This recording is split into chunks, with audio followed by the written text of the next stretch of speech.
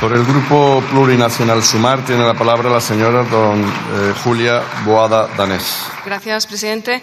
Gracias, ministra, por esta explicación exhaustiva. Usted nos ha presentado múltiples avances en varias materias, pero cada una de ellas se enmarca dentro de una superior, que es la transición verde justa.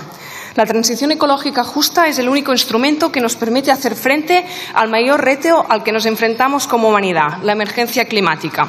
Una emergencia a la que debemos dar respuesta ahora, ya, en esta década.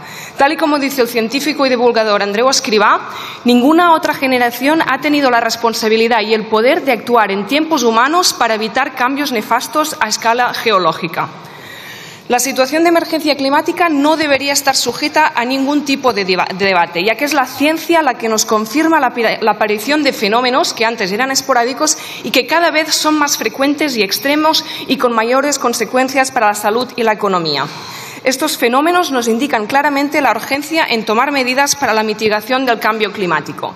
Y es que, señorías, la emergencia climática lo invade todo y, por lo tanto, toda política pública debe estar al servicio de este desafío mayúsculo. ¿Qué comemos? ¿Cómo nos desplazamos? ¿Qué ropa nos ponemos? ¿Qué aire respiramos? ¿Qué temperatura tenemos en nuestro hogar? ¿En qué condiciones trabajamos?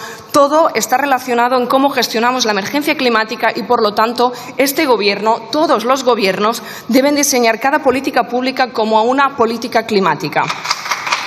Evidentemente, esto no es competencia de solamente un ministerio, pero nos indica el papel extraordinario que tiene la cartera que usted ostenta, ministra, a la hora de mejorar la calidad de vida de la gente.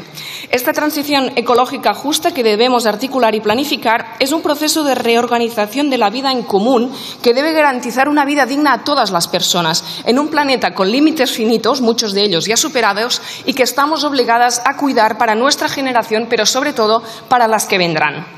La descarbonización de la economía es el elemento clave de esta transición verde justa. Descarbonizar la industria, la agricultura, la ganadería, el transporte, los edificios y, evidentemente, la energía. Este Gobierno es punta de lanza en materia energética, tal y como usted ha expuesto, especialmente teniendo en cuenta de dónde venimos. Mención especial merece el absurdo impuesto al sol del Gobierno de Rajoy. Pero necesitamos más y más ambición. Debemos desarrollar un modelo energético basado en el ahorro, la eficiencia y el aprovechamiento de las fuentes de energía renovables, que sea una alternativa al actual modelo extractivo y no sostenible. Debemos desarrollar una reforma legal del sistema energético, de la fiscalidad medioambiental y de las normas de gobernanza y buen gobierno también en materia energética.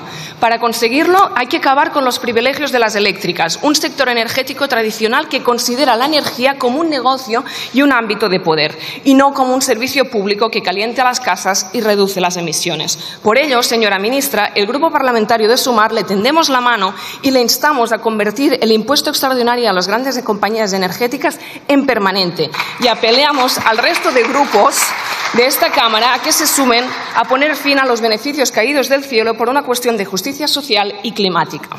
La reducción de las emisiones pasa por la electrificación de la demanda, por la eficiencia energética. Es urgente electrificar la climatización y la movilidad, por el ahorro y el consumo responsable. No podemos considerar que, como las renovables son inagotables y sostenibles, la energía generada debe cubrir demandas ineficientes o prescindibles. Y también pasa por una oferta potente de renovables. La era del viento y el sol, fuentes de energía y de paz, ha llegado y deben guiar esta transición energética. Una transición energética que no considera al gas o la energía nuclear como energías limpias. Y por eso celebramos que el cierre de las centrales nucleares sigue el calendario fijado por el Plan Nacional Integrado de Energía y Clima. Un PNIE que en algunos casos le falta ambición, que ha habido poca transparencia en su elaboración y que se apuesta por crecer en la oferta de renovables sin que esté acompañado de incremento de demanda eléctrica, almacenamiento y modernización de redes.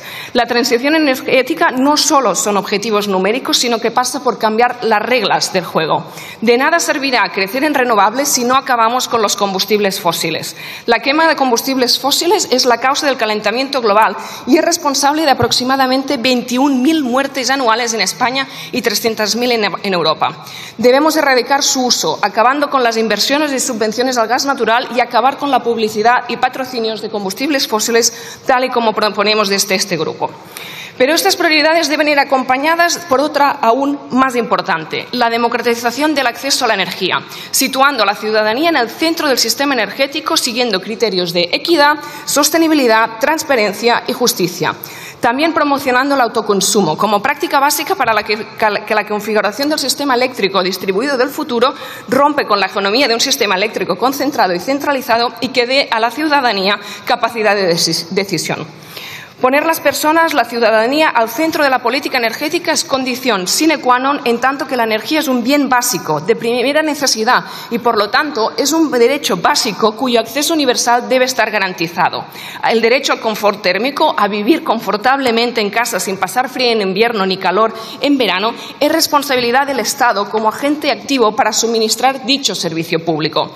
El aumento de la pobreza energética, la opacidad en la fijación de los precios, la falta de grados de libertad de los consumidores para paliar los efectos de la subida de los precios demandan un cambio estructural del modelo energético que no cubre las necesidades básicas. Es necesaria una reforma profunda del modelo, de su funcionamiento y composición, no solo para la transición energética avance, sino para que ésta se produzca de forma democrática y abierta, sin dejar fuera a las personas consumidoras y recuperando el concepto de servicio público que perdimos con la reforma de 1997. Hay que reformar la ley del sector eléctrico. Es imperativo la recuperación de utilidad pública de la electricidad, incorporando como derecho su acceso universal y la disponibilidad de un señal de precio que refleje con transparencia los costes reales original y el pago por uso, por ejemplo, impidiendo definitivamente la integración vertical de actividades de generación, distribución y comercialización de empresas del mismo grupo. Y dar respuesta al aumento de la pobreza energética. Articular un consumo vital garantizado que se convierta en tarifa social es del camino. Pero antes hay que convertir en permanente la moratoria de cortes de suministros aplicando el principio de precaución. Señora ministra, debemos avanzar en el marco legal estable que garantice el derecho a la energía a las familias vulnerabilizadas.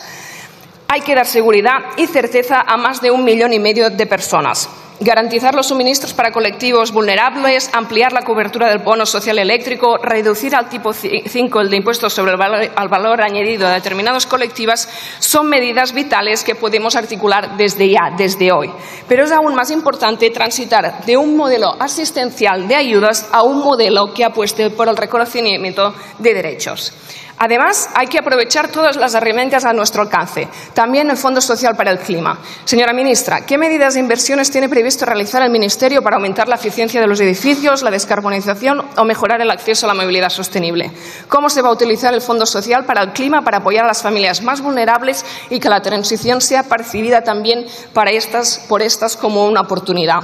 Y es que la transición energética lo es una oportunidad y debe ser el motor de regeneración económica para reverdecer la economía bajo criterios de sostenibilidad, introduciendo criterios de rentabilidad social en las inversiones. Pero para articular una transición verde y justa, para garantizar que en este proceso de reorganización de la vida todas las personas y comunidades pueden disfrutar de una vida segura y digna, compatible con la preservación de sus entornos sociales, naturales y territoriales, es decir, la materialización del eslogan «No dejar nadie atrás», hace falta una fiscalidad justa para corregir la injusticia climática de que los más vulnerables y los que menos han contribuido, menos responsables son de la crisis climática, deban hacerse cargo de buena parte de los gastos y los esfuerzos.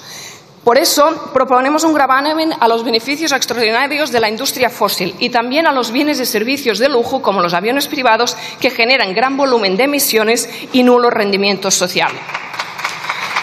Somos conscientes de que estas políticas fiscales no son competencia de su ministerio, pero tampoco es competencia de su ministerio pilotar la descarbonización de la movilidad. Pero le pedimos que contribuya a conseguir una ley de movilidad sostenible mucho más ambiciosa de lo que plantea el ministro de Transportes. Como también le pedimos que hable con él y replantee su negativa a recuperar los trenes nocturnos, siendo la excepción de Europa y convirtiéndonos en una isla ajena a esta revolución. Nada de esto es su competencia directa, pero confirma la transversalidad de las políticas climáticas y el papel central de su ministerio. Y le tendemos la mano para conseguirlas. La descarbonización de la energía es primordial, pero no es la única. Hay que avanzar en la descarbonización de todos los sectores y para ello hace falta incrementar la ambición de la Ley de Cambio Climático. Esto es uno de los principales acuerdos de Gobierno y le proponemos sentarnos ya a trabajar para definir unos nuevos objetivos que para sumar pasan por reducir el 50% de las emisiones en 2030, electrificación del 50% de la demanda total de energía de 2030, mejorar en un 55% la eficiencia en el uso final de la energía y el 90% de energía renovable en la generación de electricidad en 2030. Esto nos permitirá para conseguir la neutralidad climática en 2040. También le pedimos que la adaptación climática pasa por reformar la ley de costas, también abordar la sequía a través de un pacto de Estado antidesertificación, también actualizando la ley de minas, aplicando la ley de restauración de la naturaleza. Debemos afrontar muchos retos esta década por el objetivo de la política es solucionar los problemas de la gente, también los más complejos como es la gestión de la crisis ecosocial en la que nos encontramos, no solamente nosotras, sino en todas las latitudes del planeta. Finalizando, por favor. Y finalizo.